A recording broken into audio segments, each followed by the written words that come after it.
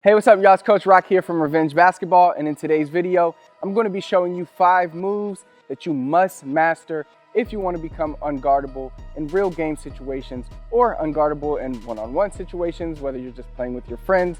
No matter what, these 5 moves are going to help you create space so that you can get your shot off, and they're also going to help you create the separation needed so that you can blow by defenders at different angles if you want as well. So pay close attention. Let's get straight into it.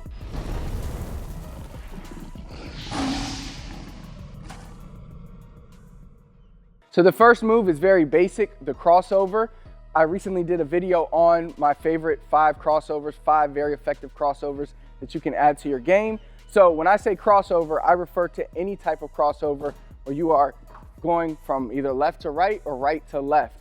All right, and in that video, I talked about many different crossovers. There were Iverson crossover, Tony Parker crossover, Kyrie crossover. So if you want to learn more about just the crossover move, definitely refer back to that video, and that will help you out. But that's the first move we're going to do that we're going to talk about today is the crossover. And I'm just going to talk about my favorite one, the Iverson crossover.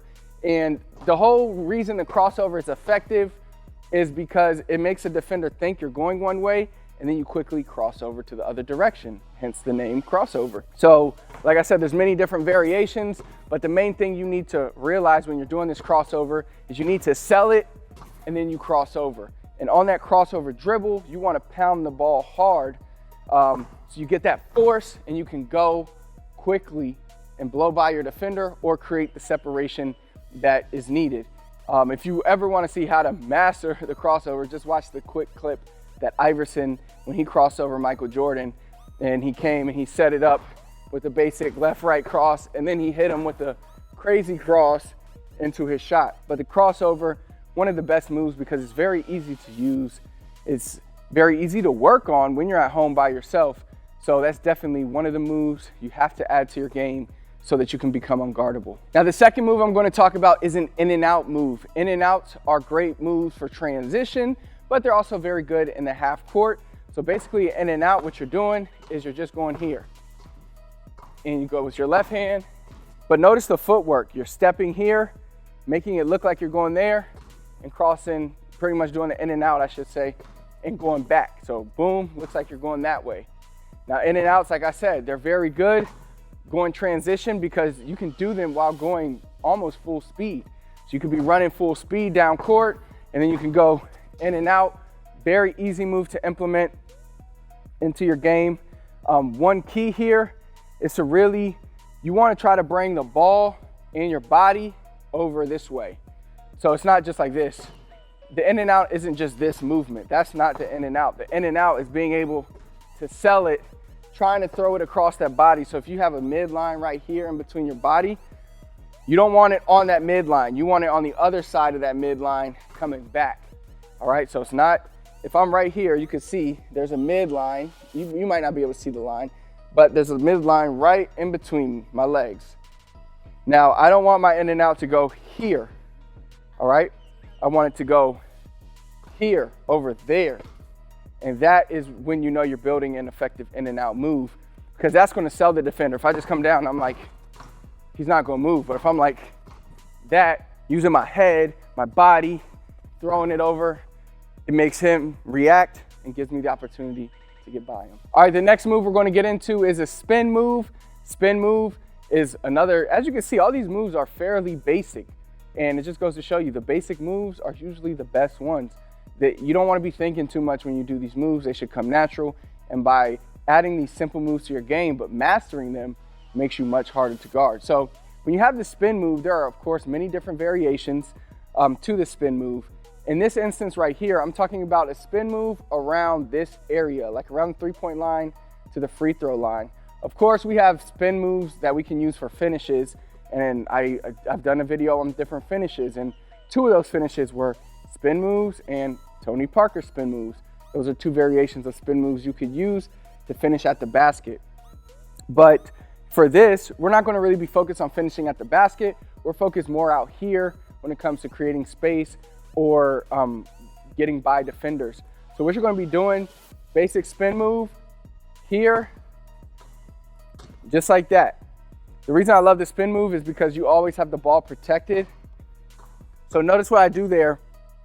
When I'm spinning, I'm not leaving the ball behind me because the defender can rip it. When I'm spinning, I'm taking this step here, always keeping the ball protected, just like that. This is a great move also if you're in the backcourt and you're trying to beat a press. Spin move, or not even a press, but somebody's guarding you hard one-on-one.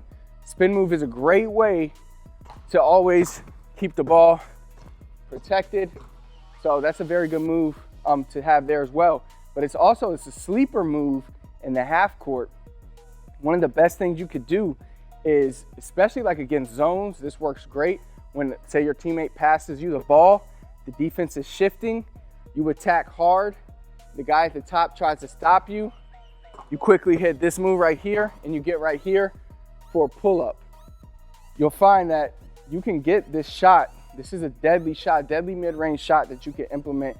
It doesn't have to be against the zone. It could also be against man-to-man, because even if somebody swings the ball to you and you're one-on-one, you can fake that way, get your defender going. You come this way, he's trying to cut you off, you quickly spin back, and you find yourself right here for a pull-up. So spin move, very good move. All right, the next move we're going to get into is the step back. Step backs are used by all the great scorers in the NBA. It's another simple move, but another very, very effective move. So for this instance, we're talking about the basic. I'm not talking about any of, James Harden's side steps or Damian Lillard's side right here. We were just talking about a basic step back, kind of the original step back move, where you are just attacking hard one direction and you're stepping back and getting into your shot. So it's very simple. It works well off crossovers when you cross and you can step back.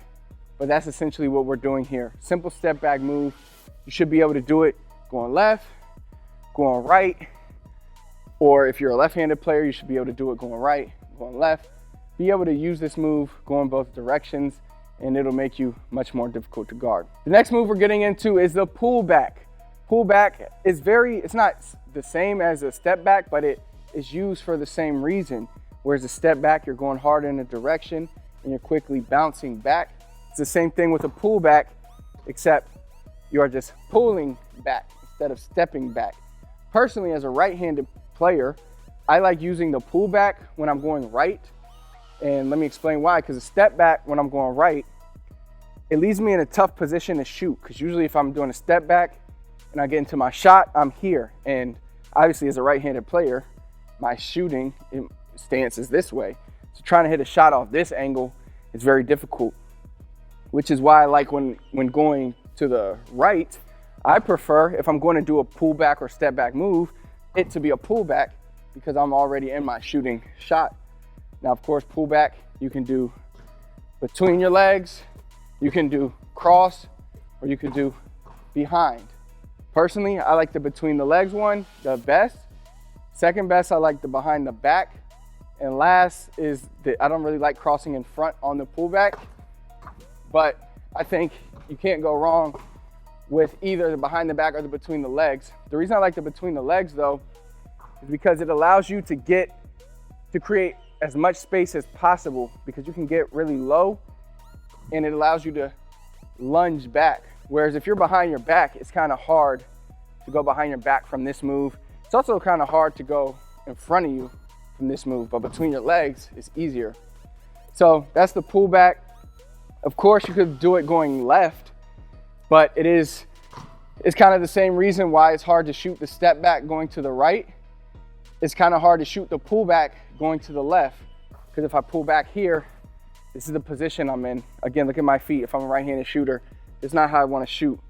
I want to shoot this way. This is why the step back is easier going left, pullback easier going right for a right-handed player, and it would be vice versa if I was a left-handed player.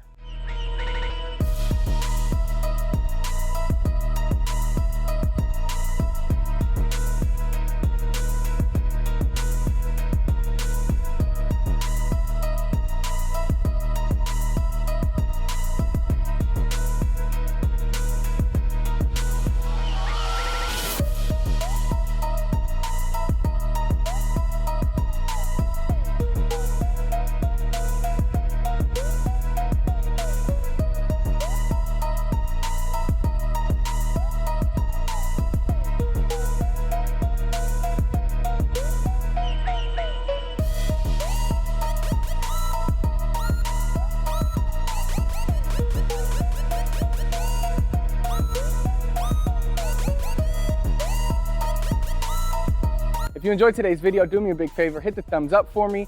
Comment below, let me know what else you need help with. Of course, we are here to bring to you whatever content, whatever training you need the most. So please comment below, let me know exactly what you want to see, and I'll do my best to give you the exact training that you need. Last but not least, please do not forget to subscribe to our channel, turn on notifications so you never miss another video. Until next time, I'll see you then.